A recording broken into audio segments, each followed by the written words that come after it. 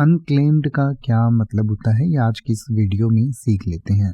Unclaimed का मतलब होता है कोई ऐसी चीज जो क्लेम नहीं की गई हो, यानी कि अनक्लेम्ड का मतलब होता है कुछ जिसे किसी ने नहीं लिया है या स्वामित्व नहीं किया है, यानी कि उस पर किसी ने अपना जो है दावा पेश नहीं किया है या प्राप्त नहीं किया है। यह आमतौर पर उन संपत्तियों, पैसों या वस्तुओं के लिए प्रयोग किया जाता है जो छोड़ दी गई हैं, लावारिस हैं या जिन्हें सही मालिक ने अभी तक लिया नहीं है।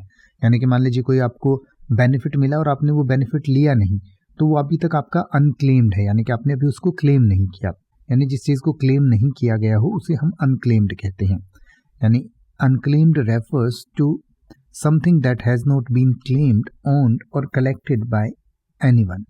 It is often used for property, money or items that are left behind abandoned और not yet taken by the rightful owner. यानी कि जिसका भी राइट है उस चीज़ पर, उस ओनर ने उस चीज़ को अभी तक लिया नहीं, उसे हम अनक्लेम्ड कहते हैं।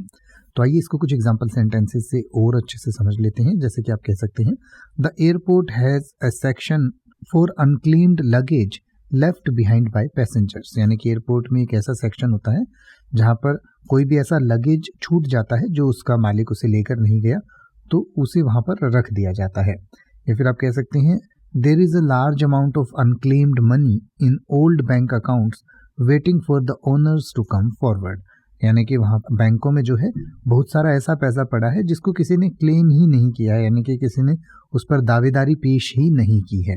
या फिर आप कह सकते हैं, the unclaimed prize will be donated to charity if no one claims it within a month. यानी कि जो प्राइज जो जीता गया है वो अगर एक महीने के अंदर किसी ने क्लेम नहीं किया, उस पर किसी ने दावा पेश नहीं किया, तो उसे चैरिटी में दे दिया जाएगा, यानी कि उसे दान कर दिया जाएगा।